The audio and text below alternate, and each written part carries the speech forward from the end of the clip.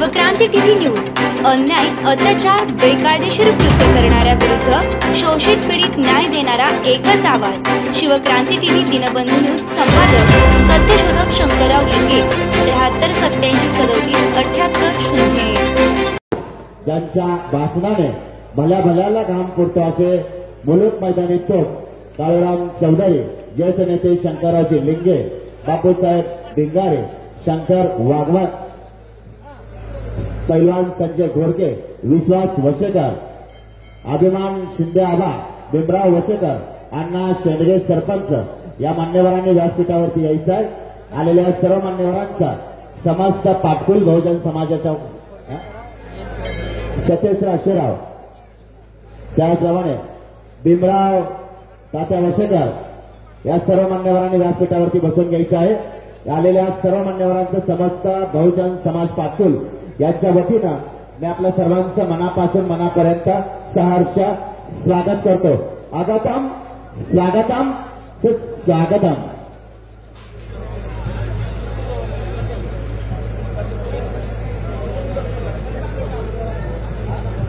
हा नाही कोणी सर आपलं मनोगत थोडक्यात व्यक्त करावं। सर्व बहुजन बंधू आणि आंध्र आणि हैदराबाद या दोन संस्थानांमध्ये धनगर समाजाला एसटी समाजाची त्या ठिकाणी आरक्षण आहे। जर ते गॅजेट अप्लाय केलं, निर्माण केलं तर मराठवाड्यातल्या धनगर समाजाला एसटीचं आरक्षण मिळतं।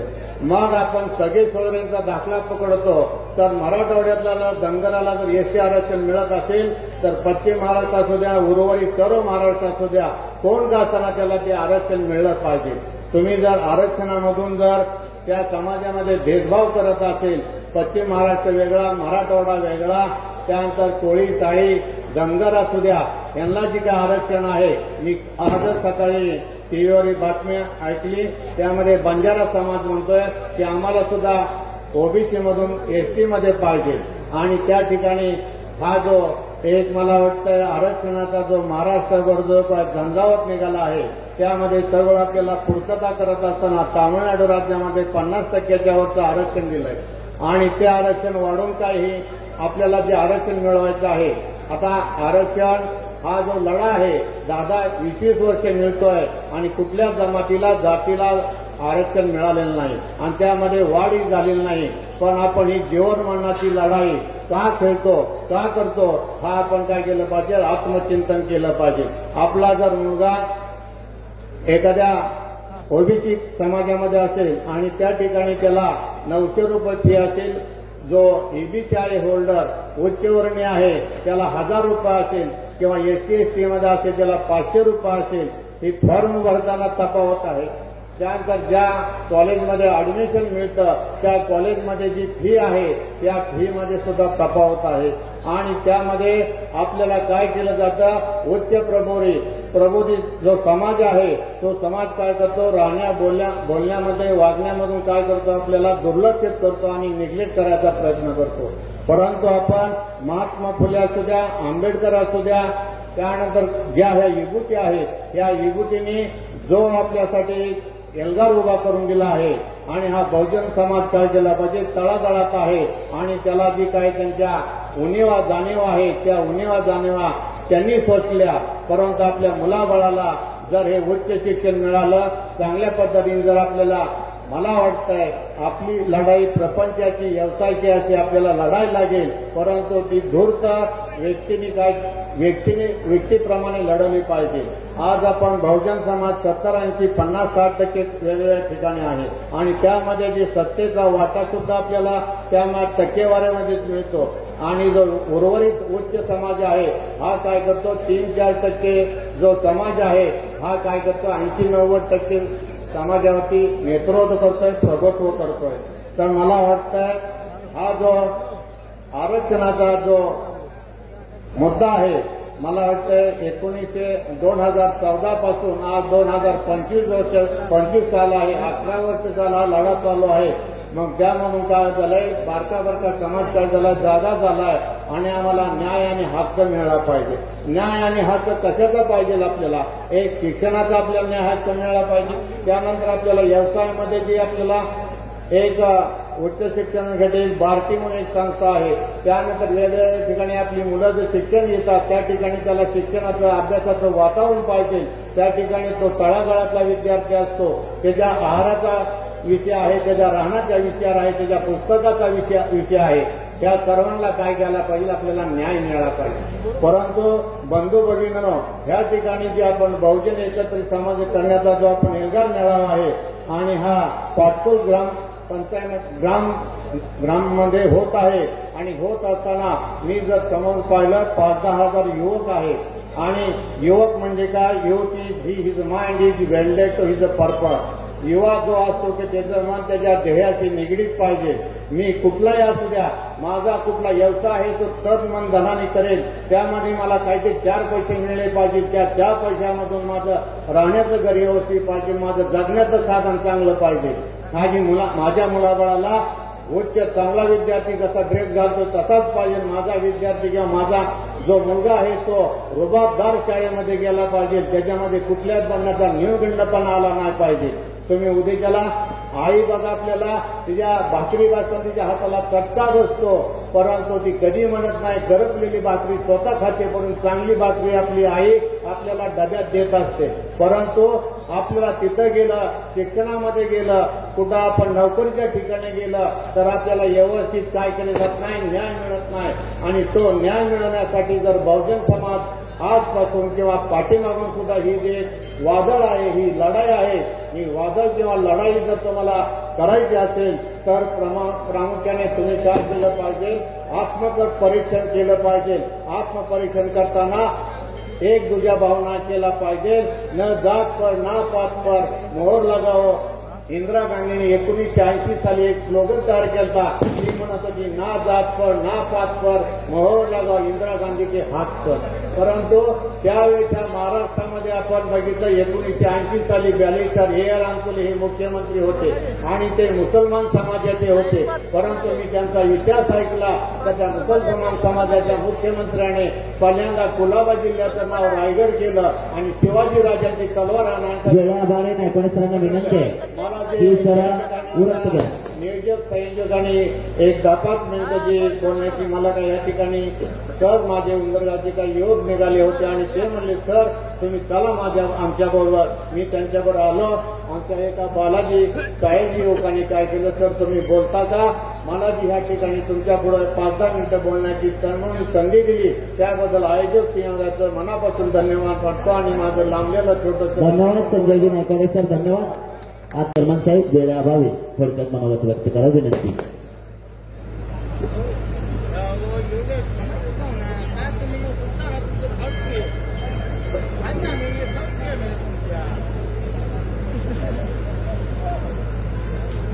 आजच्या या बहुजन एकत्रीकरण मेळाव्याच्या निमित्तानं या ठिकाणी व्यासपीठावर उपस्थित असलेले सर्व सन्माननीय आणि ज्यांची आपण या मेळाव्यामध्ये मार्गदर्शन ऐकण्यासाठी वाट पाहत आहात, ते सन्माननीय हाके साहेब ते आता थोड्याच वेळामध्ये या ठिकाणी येत आहेत. या कार्यक्रमाच्या निमित्तानं पाटकुल आणि परिसरातील तमाम ओबीसी बांधव आज या ठिकाणी प्रचंड मोठ्या संख्येने एकत्रित झालेले आहेत. आणि जेवढी संख्या आज या ठिकाणी व्यासपीठाच्या समोर आहे त्याहीपेक्षा अधिक मोठी संख्या आपण बघत नाही, फेसबुक लाईव्ह आहे. हे एसटी स्टँडवर हक्के साहेबांचं स्वागत करण्यासाठी त्या ठिकाणी जमलेली आहे. मीही आल्या आल्या त्या ठिकाणी स्टँडवरती थांबलो फेसबुकला आपल्या आणि आपल्या गावातील सर्व प्रमुख मंडळींनी मला असं सांगितलं की हक्के साहेब आता थोड्याच वेळामध्ये येत आहेत, तर तुम्ही इकडे थांबण्यापेक्षा स्टेजवरती जावा. आणि आपण पाहिले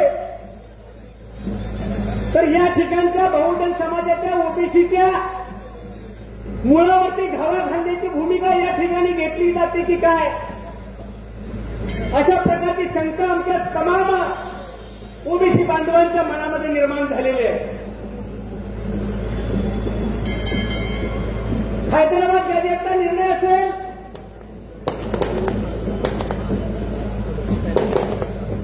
साताऱ्याच्या गॅजेटचा मान्यता देण्याचा त्या ठिकाणी लांबवणारा निर्णय असेल, सरसकट मराठा बांधवांना या ठिकाणी ओबीसी मधून आरक्षण देण्याचा विषय असेल, हे सगळे विषय पाहता या ठिकाणी तमाम ओबीसी मधील बांधव आज प्रचंड अस्वस्थ झालेला आहे. हे गेल्या अनेक दिवसापासून आपण या ठिकाणी पाहतोय आणि म्हणून आज या ठिकाणी तीव्र असे प्रतिसाद या सगळ्या घटनेचे आपण या ठिकाणी पाहतोय. सन्माननीय हाके साहेबांचं आगमन आज या ठिकाणी झालेलं आहे. हाके साहेबांना खांद्यावर घेऊन कार्यकर्ते या ठिकाणी येत आहेत. बहुजनाचा संघर्ष उद्या धन्यवाद प्राध्यापक लक्ष्मण केसर यांच्या या ठिकाणी आगमन झालेलं, त्यांचं मी समस्त पाकू बहुजन समाजाच्या वतीनं सहर्ष स्वागत करतो. बहुजनाचा संघर्ष एकता धन्यवाद प्राध्यापक शंकर हक्के यांचे वतीने लक्ष्मण हक्के प्राध्यापक लक्ष्मण हक्के यांच्या या ठिकाणी आगमन झालेलं, त्यांचं मी सहर्ष स्वागत करतो. स्वागतम बहुजनाचा संघर्ष एकता धन्यवाद प्राध्यापक लक्ष्मण हक्के हे व्यासपीठामध्ये आलेले सरांचं मी पाटपूर बहुजन समाजाच्या वतीनं सहर्ष स्वागत करतो. स्वागतम बहुजनाचा संघर्ष एकता बहुजनाचा धन्यवाद लक्ष्मण हक्के सर व्यासपीठावर बहुजन सर्व धन्यवाद. खरं तर बहुजनाच्या मनामध्ये विचारांची आणि वैचारिक पातळी मशाल पेटवणारे प्राध्यापक लक्ष्मण हाके सर उर्फ मोरक्या आणि खरं तर सोलापूर जिल्ह्याचा ओबीसीचा आवाज आदरणीय माऊली भाऊ आणि खरं तर इतर मान्यवर बोलण्यासारख्या खूप काही गोष्टी आहेत. प्रथमतः बोलण्यासाठी एकच बोलतो की आदरणीय लक्ष्मण हाके सरांचा जो मुलगा आहे आदित्य लक्ष्मण हाके ज्याच्यावरती हल्ला झाला त्याचा मी तीव्र भाषेमध्ये निषेध व्यक्त करतो. जो माणूस आपल्या समाजासाठी झटतोय, एक संघटन बांधतोय, त्याच्या कुटुंबावरती वारंवार हल्ले प्रस्थापितून हल्ले केले जात आहेत, त्या हल्ल्याचा तुम्ही आम्ही कुठेतरी निषेध व्यक्त केला पाहिजे आणि सरांच्या पाठीमागे जनसमुदाय आणि समस्त पाटकुल आणि पाटकुल पंचकृषीची बहुजन आणि स्वाभिमानी जनता सर या ठिकाणी त्यांना संबोधित करणार आहेत. बोलण्यासाठी आपण या ठिकाणी सरांना ऐकण्यासाठी आतुरतेने आहात. वेळेअभावी सर या ठिकाणी आपल्याला सर्व माध्यमातून मार्गदर्शन करतील आणि जमलेल्या सर्व मान्यवरांचं मी मनापासून आणि पाटकुलकर पंचकृषीच्या वतीनं सर्वांचं मी हार्दिक स्वागत व्यक्त करतो. धन्यवाद. यानंतर माऊली दादा पाटकुल आणि परिसरातील उपस्थित असलेल्या सर्व बहुजन बांधवांना मी पहिल्यांदा जय भीम आणि जय मल्हार करतो. आज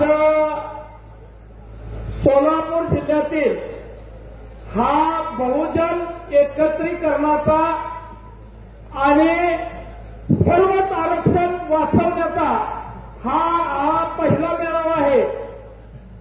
पाटकुल हे गावामध्ये पहिल्यांदा मी सर्व पाटकुलकरांचा अभिनंदन आभार मी मानतो, कारण पहिलं धाडस तुम्ही या ठिकाणी दाखवलेलं आहे. आज या कार्यक्रमासाठी उपस्थित असलेले ज्यांनी महाराष्ट्रभर ओबीसीचा हुंकार जागा केला आणि कोण या प्रस्थापित जात दांडग्यांशी बोलायचं धाडस करत नव्हतं ते हाके सर या ठिकाणी उपस्थित आहेत. बारामतीहून आलेले आमचे सहकारी बहुजन पार्टीचे नेते आणि बारामतीचा बहुजनांचा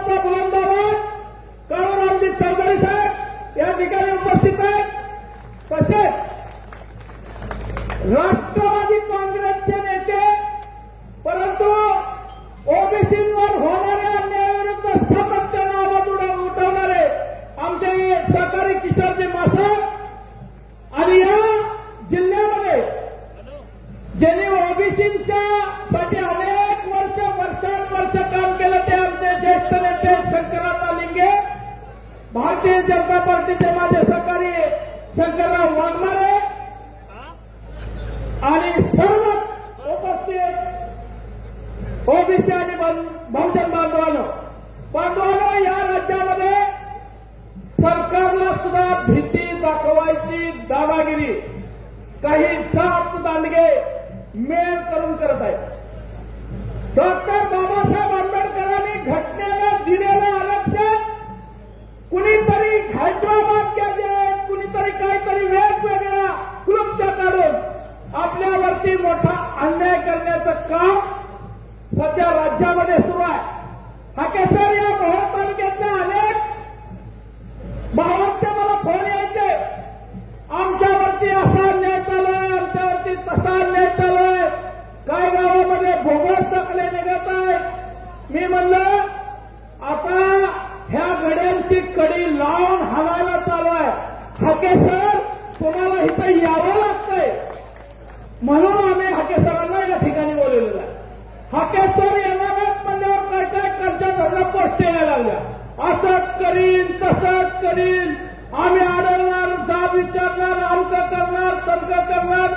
अरे भावाला आम्ही गोसावी गडी आहे, आमचं काय जाणार आहे? मागून आणलेलं पीक असतानाच आम्ही गोसावे, पण आमचं काय जाणार आहे? पण तुमच्या ढोंगाखाली मोठा दार आहे, तुम्ही आमच्या नादाला लागू नका. मी पोलीस भावांनाही विनंती करतोय, तुम्ही सुद्धा काय काय जात दांडग्यांचं ऐकून आमच्या गोरगरिबावर अन्याय करण्याचा प्रयत्न करताय. परंतु छत्रपती शिवाजी महाराजांच्या सोबत आम्ही 18 पगड जात होती, म्हणूनच छत्रपती या राज्यामध्ये स्वराज्य निर्माण करू शकले. त्यांनी छत्रपतींना सोडलेलं आहे, संभाजीराजांना सोडलेलं आहे, बाबासाहेब आंबेडकरांना सोडलेलं आहे. ते हाकेसर सारख्या आणि माझ्यासारख्या कार्यकर्त्यावरती काही करतील. परंतु भावानो, क्रांती देवतेला प्रसन्न करायचं असेल तर तिला रक्ताचा अभिषेक घालावा लागतो. तुम्ही आमच्या सोबत लढायला तयार आहे का?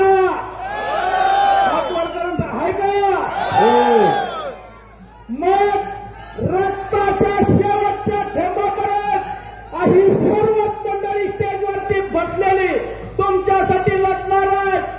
तुम्ही त्यांच्या पाठीमागे खंबीरपणे उभा राहा. ओबीसी आरक्षण रक्षण करण्यासाठी आपण सर्वजण ताकदीनं या जिल्ह्यामध्ये, या राज्यामध्ये काम करूया. जे जे वरिष्ठ नेते आदेश देतील त्या पद्धतीनं आपण आपलं काम धंदा अमकं तमकं सोडून ज्या ठिकाणी आपला मोर्चा होईल, आंदोलन होईल, त्या ठिकाणी हजर राहा. दुसरी एक गोष्ट तुम्हाला सांगायची आहे, कारण या राज्यामध्ये फेक अकाउंट निर्माण करून त्या ठिकाणी रोहित पवार सारखा एक जातदांडगा आमदार वेगवेगळ्या पोरांना कामाला लावून आपल्या ओबीसीवरती, त्यांच्या अकाउंटवरती तुटून पडण्याचं काम करतोय. तुमच्याकडे सगळ्याकडे अँड्रॉइड मोबाईल आहेत, आपण सुद्धा तुटून पडलं पाहिजे. कुणाच्या बापाला भेटू नका. मी इथं जवळच राहतोय आणि या जिल्ह्यामध्ये जे काय होईल त्या ठिकाणी पहिल्यांदा माऊली हाणावर लढायला तयार आहे, मारायला तयार आहे, गोळ्या बी झेलायला तयार आहे. त्यामुळे तुम्ही कधी कुणाच्या कशालाही दबावाला बळी पडू नका. अरे म्हणते आमच्यावर लय दबाव आहे मोहोळ तालुक्यात, म्हणजे कसला दबाव? कुणाला साखर कारखाना बरोबर हात वर करून सांगा, कुणाची सुतगिरणी? अरे तुमचं काय बंद पडणार आहे? म्हणून तुम्ही आपल्या प्रस्थापितांना कधीच देऊ नका. प्रस्थापितांना पायाखाली तुडवत आपण वर जाऊया आणि ओबीसीचं आपलं आरक्षण वाचूया. दुसरी गोष्ट, या गावात बहुजन एकत्र, सर्व बहुजन एकत्र झालेले आहेत. मी तुम्हाला हात जोडून विनंती करतोय, आरक्षणाचं काय होईल ते होईल, पण तुम्ही गावगाड्यात सगळा गोरगरीब, वंचित, शोषित, बहुजन एकत्रित राहा. हे काहीच करत नाहीत, हे फक्त नाटक करतात. आपल्या एकीला हे घेणार आहेत म्हणून तुम्ही एकत्रित राहा. काही घडेल पुढं. जय हिंद, जय महाराष्ट्र, जय भारत. धन्यवाद दादा. महाराष्ट्राचा आराध्य दैवत राजे छत्रपती शिवाजी महाराज, राजमाता मासाहेब जिजाऊ, पुण्यश्लोक अहिल्यादेवी होळकर, विश्वरत्न डॉक्टर बाबासाहेब आंबेडकर, नरवीर राजा उमाजी नाईक, क्रांतीसूर्य महात्मा ज्योती फुले, क्रांती ज्योती सावित्रीबाई फुले या महाराष्ट्राच्या महामानवांना विनम्र अभिवादन करतो. मित्रांनो, मी आज बारामतीला जो 5 तारखेला ओबीसीचा निषेध मोर्चा झाला आणि त्यामध्ये लक्ष्मण हाके सरांसह 14 जणांवरती या जातीवादी शासनानं गुन्हे दाखल केले. आमचा असताना आमच्या ताटात खडे मिसळणाऱ्या या जातीवादी लोकांनी आम्ही फक्त आमच्यावरती लूज कमेंट्स केल्या. त्याचा निषेध नोंदवायला बारामतीमध्ये एक मोर्चा काढला, तिथं निषेध सभा घेतली आणि या लोकांनी स्वातंत्र्यानंतर यांचंच सरकार असताना या लोकांनी आपल्याला कसं नागवलंय, नाचवलंय त्याचा प्रत्येक परत बारामतीमध्ये आला. आज आमचं आंदोलन खरं बारामतीमध्ये जेलभर होतं, पण माऊली आळूनर साहेबांचा फोन आला, म्हणले आम्ही पाटोळ्या सभा ठेवली, तुम्ही जर सकाळ जाऊन जेलमध्ये बसला तर आम्ही इथं काय करायचं. म्हणून आम्ही रात्री म्हणलं बाबा आम्हाला काही जमणार नाही, आम्ही उद्या सकाळी बारामतीत जेल बरोबर करणार आहे. पण माऊली आळूनरांची ओबीसीची एवढी श्रद्धा अपार, त्यांच्यामुळे आज बारामतीत इतका पाऊस पडला की आमच्या बारामती येणारे सगळे रस्ते पडले बंद. आणि त्यामुळं आज आम्ही आमचं आंदोलन हाके साहेबांच्या विनंती त्यांना केली आणि सांगितलं आज बारामती जेलमध्ये तुम्हाला काही मुक्काम मिळणार नाही. आजचं आंदोलन आम्ही 2 दिवसात ढकललं आणि आज आम्ही इथं पाटकोळला आलेलो आहोत. माझ्यासोबत येताना या जातीवाद्यांचा एमडी डॉक्टर माननीय काळीरामजी चौधरी साहेब यांना मी घेऊन आलेलो आहे आणि त्यांना जास्तीत जास्त कसा वेळ मिळावा यासाठी आम्ही कमी बोलणार आहोत. या व्यक्तीचं आणि तुमच्या जिल्ह्याचं तसं नातं काय आहे ते त्यांच्या भाषेत सांगतील आणि जी दहशत घेतली आहे ती या सभेनंतर तुम्ही कुणीही दहशत घरी घेऊन जाणार नाही. एक स्वाभिमानी ओबीसी म्हणून घरी जाल एवढंच सांगतो. जय हिंद, जय ज्योती, जय क्रांती, जय भीम. धन्यवाद.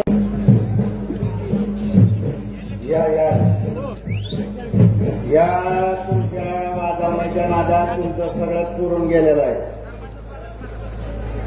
या ठिकाणी उपस्थित असणाऱ्या सर्वांचं स्वागत. येऊ का?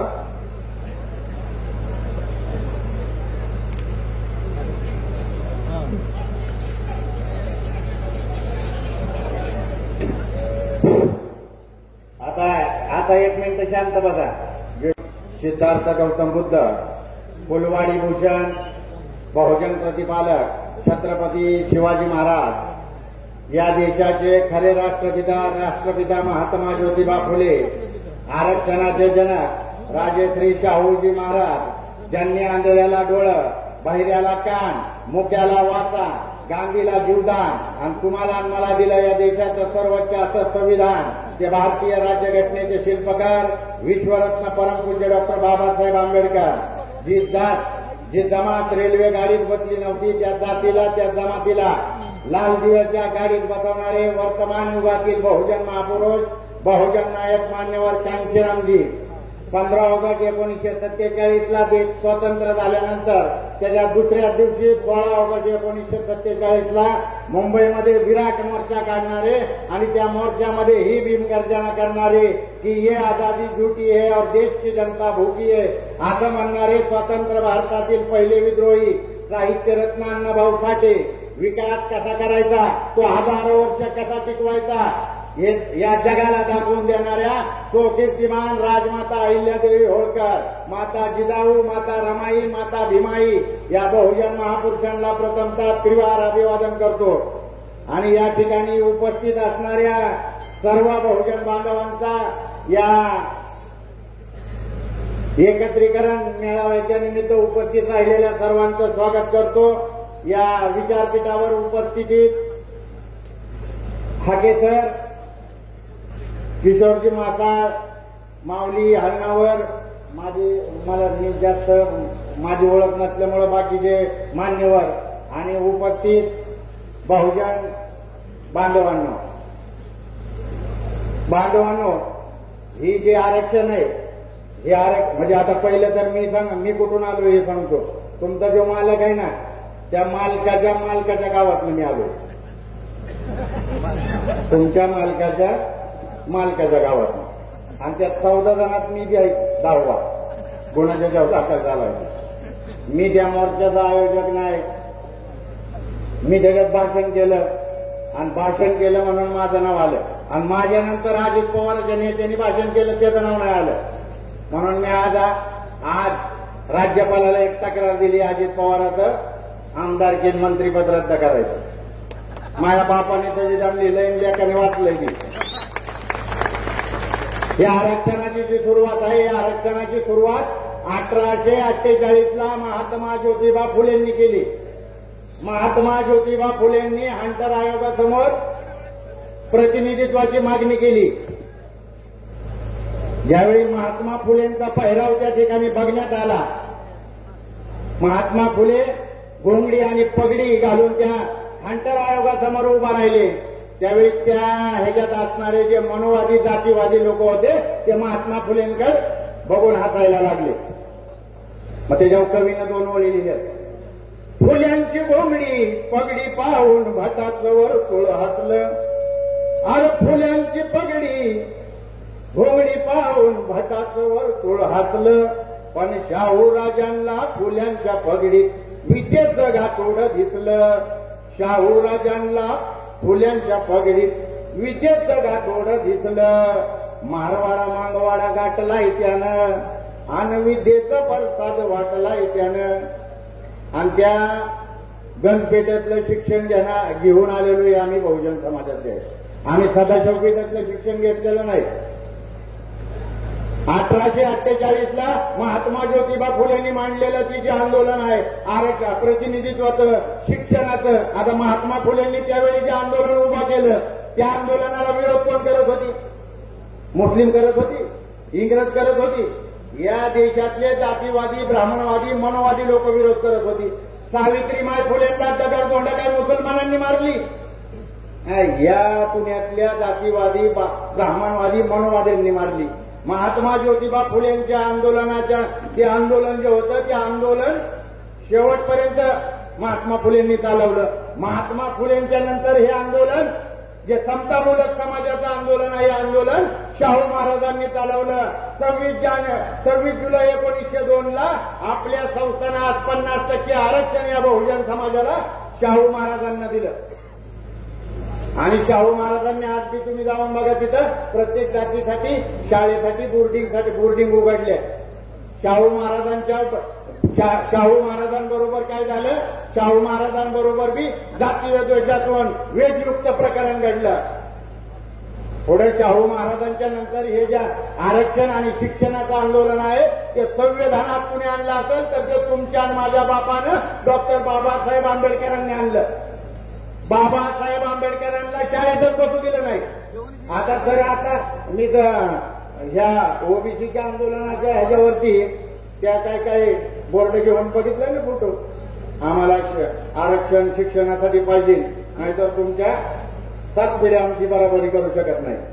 मी आता इथं जे हाकेसर आहे हाकेसर उभा राहा.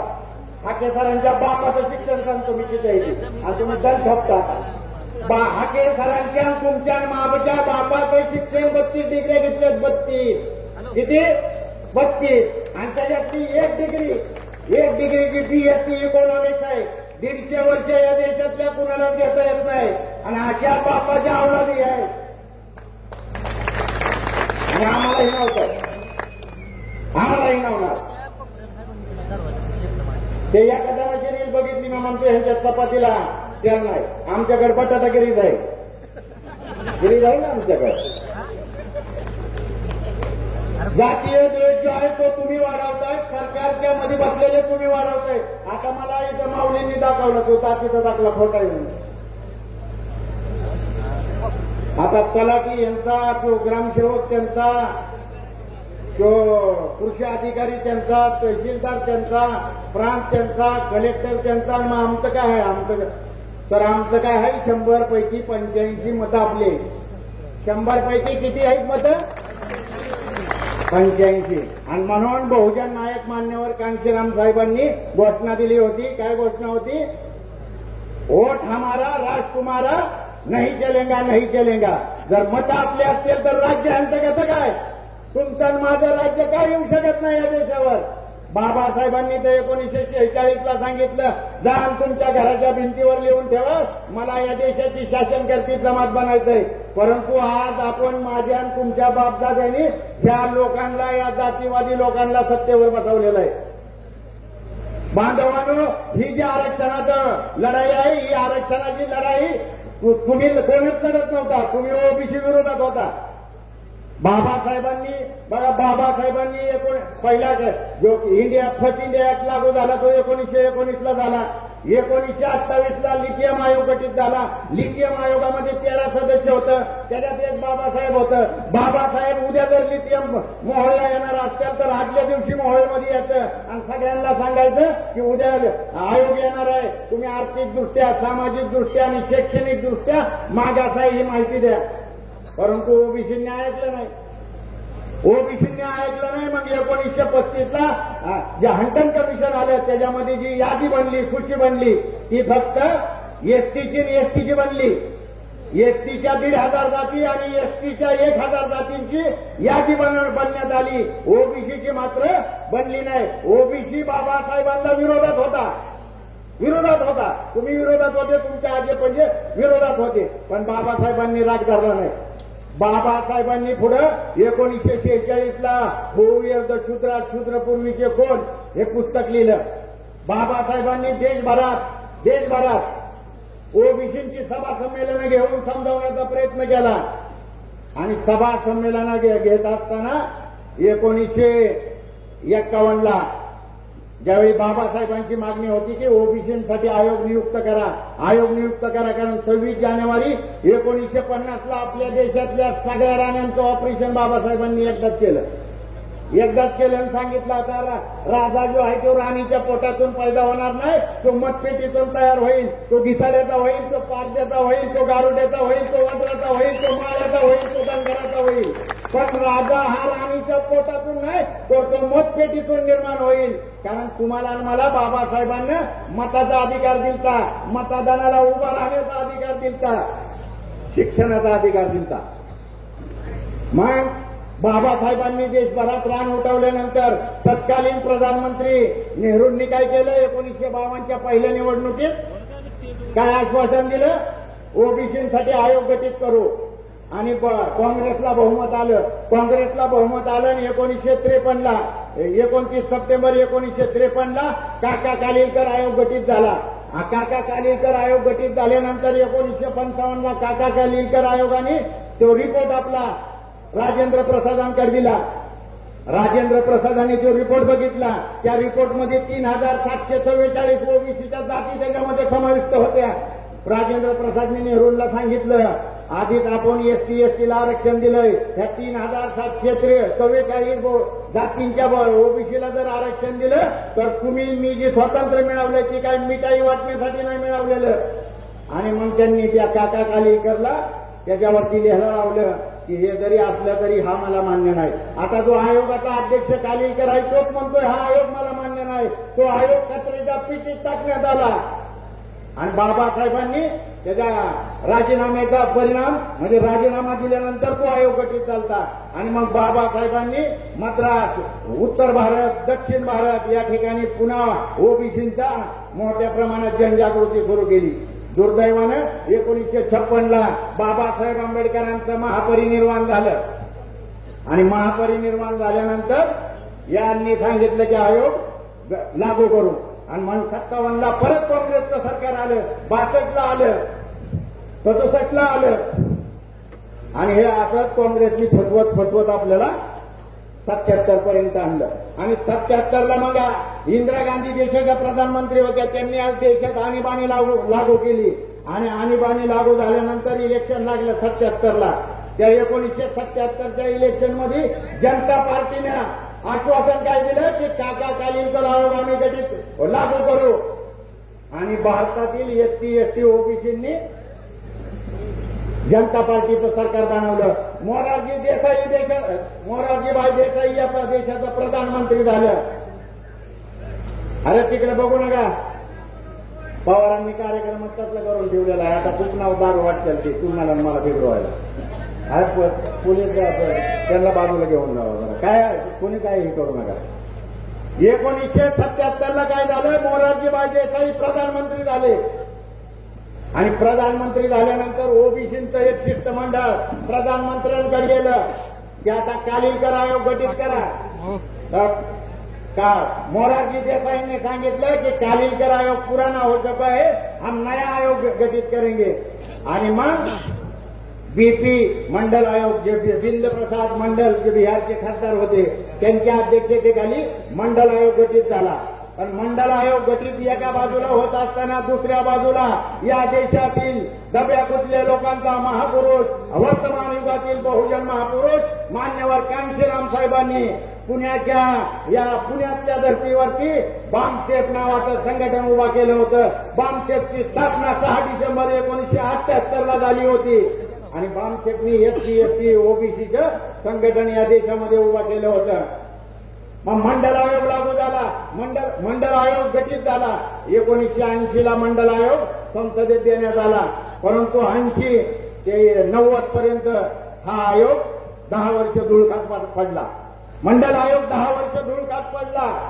81ला मान्यवर कांशीराम साहेबांनी DS4 नावाचं संघटन उभा केलं आणि त्या DS4च्या नावावरती निवडणुका लढवल्या. 2% मतदान झालं. काँग्रेसच्या पायाखालची वाळू सरकली. पायाखालची वाळू सरकल्यानंतर 14 एप्रिल 1984ला बहुजन समाज पार्टीची स्थापना केली आणि मग 89ला जी निवडणूक झाली त्या निवडणुकीत या देशाच्या राजकारणामध्ये बहुजन समाज पार्टीचे 3 खासदार निवडून आले. त्याच्यामध्ये एक आदरणीय बहीणकुमारी मायावती जी होत्या आणि मग व्हीपी सिंग जे होते ते कांशीराम साहेबांकडे गेले. कांशीराम साहेबांना म्हणाले की कांशीराम जी मैं प्रधानमंत्री बन रहा हूं, आप मुझे सपोर्ट करो और मुझे प्रधानमंत्री बनाओ. कांशीराम साहेबांनी त्यांना 3 अटी घातल्या. पहिली अट काय होती, बाबासाहेब आंबेडकरांना भारतरत्न द्यायचा. दुसरी अट होती मंडल आयोग लागू करायचा आणि तिसरी अट होती मंडल आयोगाच्या विरोधात लालकृष्ण अडवाणींनी जी रथयात्रा काढलेली आहे ती रथयात्रा थांबवायची.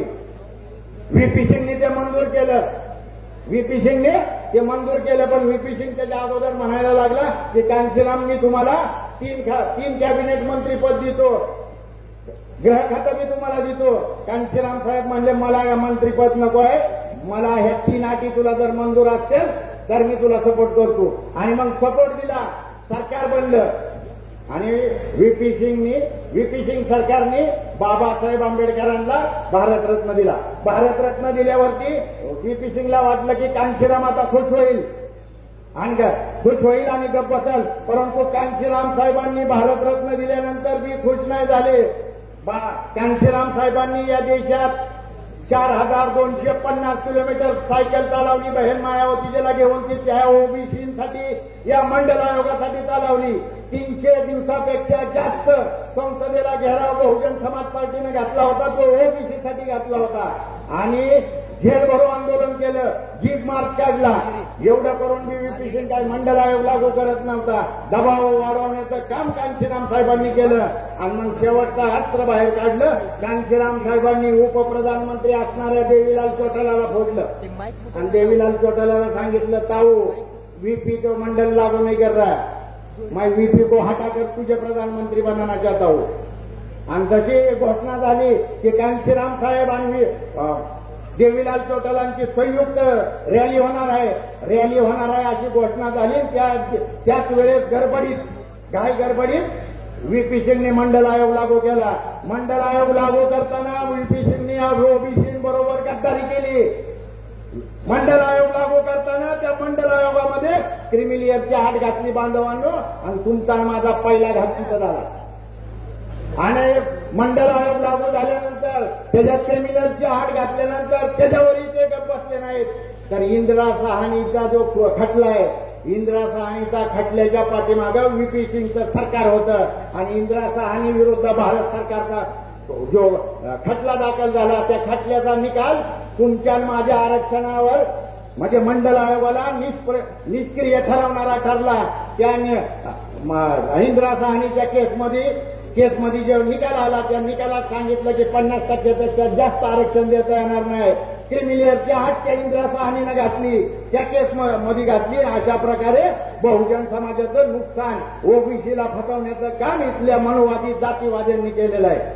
आता तुम्ही त्यावेळेस कांशीराम साहेबांनी बहुजनांना एकत्र केलं. आज या ठिकाणी चांगली सुरुवात तुम्ही केलेली आहे की बहुजन एकत्रीकरण. आता एकत्रीकरण काय करायचंय? ही एकत्रीकरण करून आपल्याला काय पवार पाटलांच्या घरी नेऊन बांधायचंय का?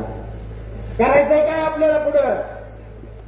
तर हे बहुजन एकत्रीकरण झालेला एकत्र झालेल्या बहुजनांना या मुंबईच्या दिल्लीच्या लालकोटीवर कब्जा करायचा आहे. आम्हाला नाही पाहिजे झडपी, नाही पाहिजे ग्रामपंचायत, आम्हाला नाही पाहिजे तुमची नगरपालिका, आम्हाला पाहिजे या देशाची संसद. बाबासाहेबांचा पुतळा तुमच्या इथे बघितला ना मोहल्ला असा आहे. बाबासाहेब आज तुम्हाला मला सांगतात गावांच्या 70 रुपये मंदिरावरती कब्जा करा. त्यात टेम्पल ऑफ पॉवर, जिथं तुमच्या सगळ्या समस्यांची गुरुकिल्ली आहे, सत्तेची चावी ही गुरुकिल्ली आहे की तुम्हाला आणि मला एकत्र येऊन एकत्र बहुजन होऊन आपल्याला ते हातात घ्यावी लागणार आहे बांधवांनो. आणि त्याच्यासाठी तुम्हाला आणि मला काय करावं लागेल? 100पैकी 85 असणाऱ्या बहुजन समाजाला या देशाचा राजा व्हावा लागेल.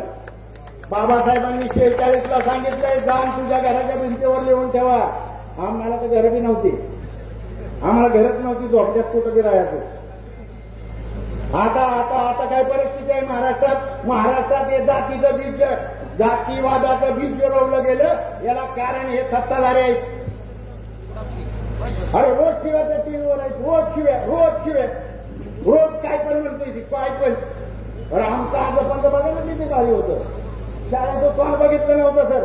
पण नेता निवडायची वेळ आली ना, 32 डिग्रीवाला एवढा शिकलेला निवडला ना बाबासाहेब. आणि एवढं शिकलाय तुम्ही नाचला काय 3री नापास शिकावं नेता निवडलाय. आणि एवढं शिकून मग आमचा अर्धपंध किती भारी असते. ज्यांना खायला बी मिळत नव्हतं, ज्यांना शाळेचं तोंडच बघितलं नव्हतं, पण नेता निवडताना शिकलेला नेता निवडला. ही जी व्यवस्था आहे आता ही शासन प्रशासन ही जातीवादी आहे आणि तुमच्या माझ्या विरोधातलं आहे. तुमच्या माझ्या विरोधात शासनाने आता आमच्यावर बारामतीत गुन्हा दाखल झाला. आता माझ्या अगोदर किशोर मातांनी सांगितलं पाऊस आला नाही तर बारामतीत कार्यक्रम होता चांगला मोठा, म्हणजे काय गोंधळ बिंधळ होणार नव्हता. परंतु जो त्या दिवशी मोर्चात नव्हता, मोर्चाची नव्हती ती पण येणार होती सर. आणि लेकरं बाळासहित येणार होत्या, लेकरं बाळासहित. आणि ते पोलीस स्टेशन कुठे आहे माहितीये का?